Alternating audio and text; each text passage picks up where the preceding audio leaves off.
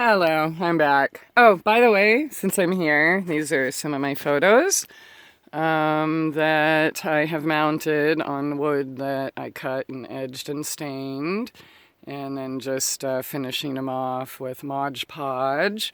And here's some more over here. So, by the way, it is card season, and for those of you who don't know, I also make greeting cards of all of these. So, if you do participate and you would like to support a starving, or, well, I'm not exactly starving, but artist, then let me know. Send me an email, Christie Aphrodite at gmail.com, and we'll see what we can do about like bulk discounts if you have lots of cards to send. But, anyways, what I want to talk about here is wait, let's put this down.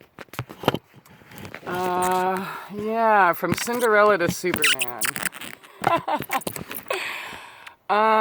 Okay, is that working? Yeah. All right. Sorry, I can't see with the bright light. But I want to talk about rescuing and the need to be rescued and the whole princess programming that we have been bombarded with since birth. I have definitely fallen for it myself and felt that really the only way you can succeed at life is to be rescued, right? Somebody else save you from whatever. And we all have struggles, right? Obstacles, challenges in life, or as Sherry Cortland calls them, windows of opportunity, which she wrote a whole book about. And she referred to people who teach us harsh lessons in our life, whether through betrayal or whatever. She refers to them as relationship villains, which I think is a wonderful description, because we are given an opportunity when faced these challenges or obstacles in our life. We can try to find new ways, right? Okay, new challenge, never been here before, beat my head a few times, this isn't working. All right, well, let's try that way. That isn't working. Well, crap. What are we going to do? Are we going to figure out another way to go through? Because you can't go around. You cannot divert your path, your soul path, your lessons, your obstacles, things you're here to teach, things you're here to learn. You can't.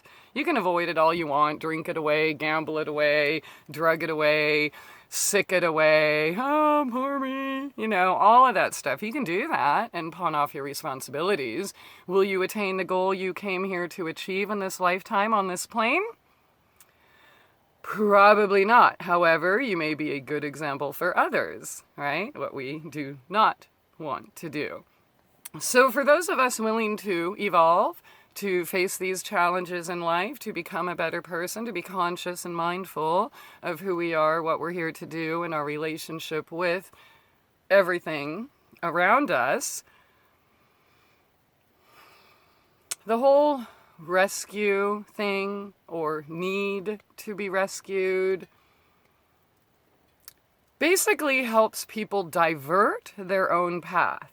And, especially within the New Age or actually all types of spirituality, religion, etc.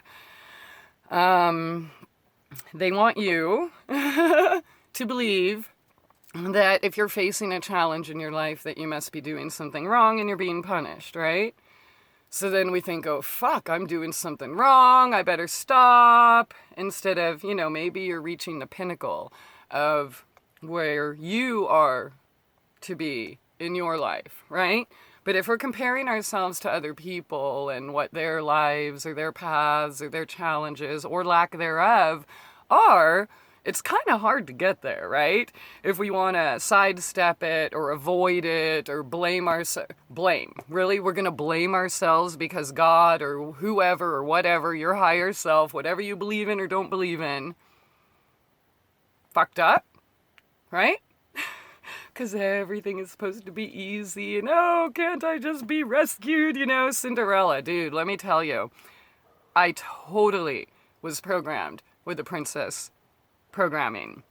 Born and raised in Disneyland, pretty much, okay, Southern California. going to Disneyland. I can't even tell you how many times we were there or what we were doing or whatever, but I definitely remember, and even up until a few years ago was hoping that Prince Charming, right? Or whoever was going to come rescue me. And then my life will be perfect and no more challenges and struggles and strife and everything is just beautiful because some dude found my glass slipper and fucking kissed me, right?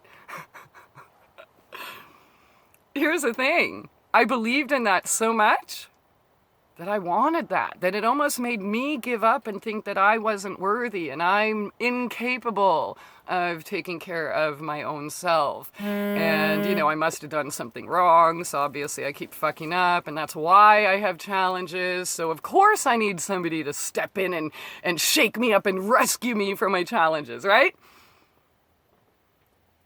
Not very healthy sounding, is it?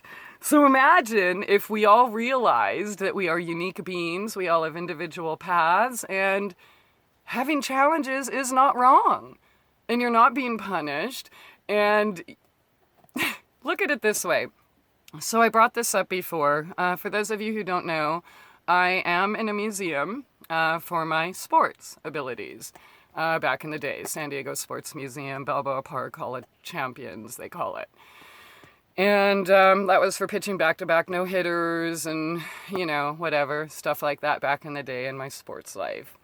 And I think back on that, and, at the time I didn't think it was that big of a deal. I didn't understand why I was in the paper every day and people were, like, worshiping me or my abilities or whatever. I didn't really get it.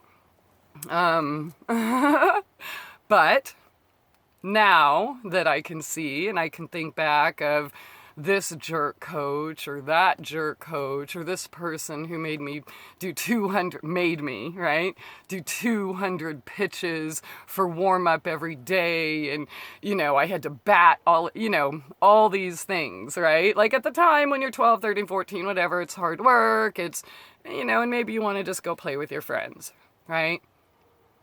But I did not get in a museum because my coaches just said, here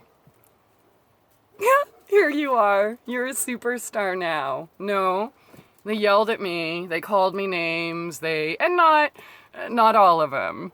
But yes, there were a few. Lots of name calling, lots of belittling, lots of pretty much equating to torture in some cases, walking, running, just the thing that, oh my God, spring training, things like that. And, that's kind of where, like, what, if you go to boot camp, you make it or break it, right? If my coaches would have been all, oh, here's a little flower, you're so great, you delicate little bean, and oh, here's a reward or award just for being you because everybody deserves one, would I be in a museum? No.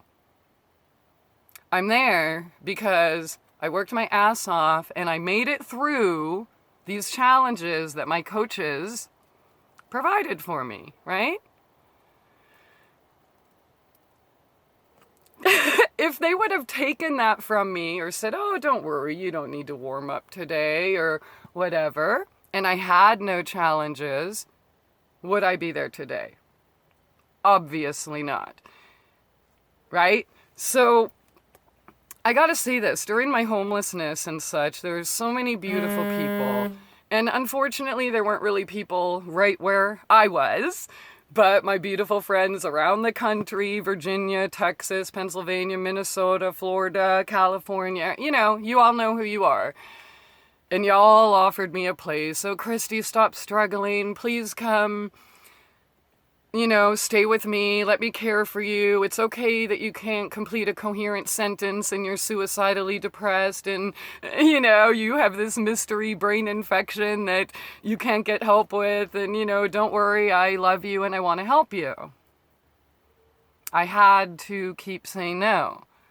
And I know, Vegas and others, I know you all did not understand why I had to decline. And I had to decline because I had realized that I have to save myself. And that by giving up my struggle and just saying, oh, okay, cave in and go take the easy route, which, yeah, of course I wanted a bed, and of course I wanted a shower and a toilet and a kitchen and all of these things. Yes, garden. But I had to be able to do it for myself. I had to. So it was nothing like personal, oh, I don't like you, I can't go live with you, nothing like that. I had to do it. Not to mention the fact that I had to stick where my heart told me. And even though I had been given offers of places to stay, even jobs, supposedly cash, relationship, like all sorts of things, I just knew something was pulling me up here, and I had to go see.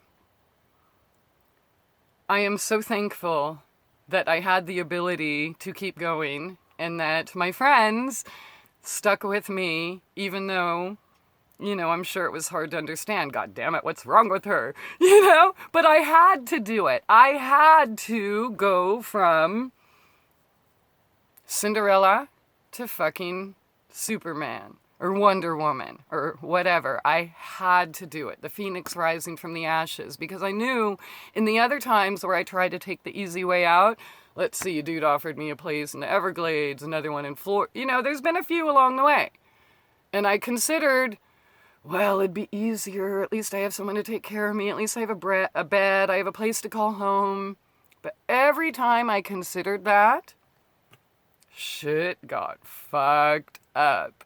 It was almost like my guiding spirit or something was like, Christie, no, you can't sell out. No, you're going to do it yourself. So even in the times where I decided, okay, fine, I give up, I can take this, I actually didn't have a choice, because if I would have taken it, I would have ended up in the types of relationships most people are in, suffocating. I would have still ended up sick. In fact, even in the one I considered, I had blood frickin' squirting out of my head again. Out of the blue, my legs quit working. Out of the blue? I know for a fact that my body shutting down like that is a direct relation to that whole rescue complex thing, right?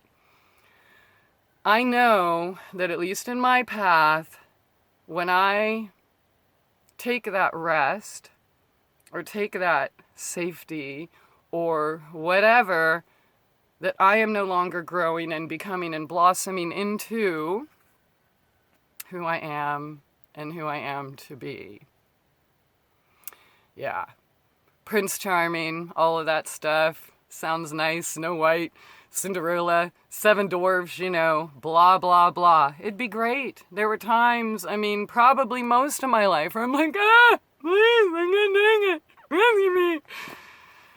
Yeah, hello. I've even done it on fucking video, right? So you know it. Like, those of you who are like, oh, Christie, you're so badass, blah, blah, blah. Dude, just watch my videos from a year ago. I'm not. I'm human, just like you. Just a human who knew I had to follow my heart and see. And I'm so thankful I did, and I'm so thankful that I have beautiful people in my life like yourself who allowed me, you gave me that freedom, you held space for me, you helped me eat or whatever, a little bit here along the way, a lot, in fact, obviously. I didn't starve, right? So thank you for holding space and carrying me and helping me beat that fucking princess programming out of me. And the satisfaction that I have today, looking back, knowing that, okay, so whatever, life ain't perfect. I live in a tent. People want to make fun of me or think I'm less than or whatever. Fine, that's your problem. But as for me, I know that I succeeded in probably the biggest way possible, at least for me. I know success. Suck the cesspool. Y'all have a different view of what success is, money, fame, power, blah, blah, blah. fake relationships, wearing masks, pretending you're someone you're not. Nah, but to me, the greatest version of success is giving up that princess programming and realizing that I am my own savior. If I can make it through this shit and be happier than ever and more content and feeling more safe in my entire life, then it's frickin' worth it. And you, whoever you are, you can do it too. And if you're considering maybe what I said about the correlation of illness and dysfunctional relationships, start paying attention. I mean, I know people are afraid to do what I did. I understand. I was, right? Just because you have fear doesn't mean you can't do it, okay? Hell yeah, I don't know anybody more scared than me because I was frickin' doing it, right?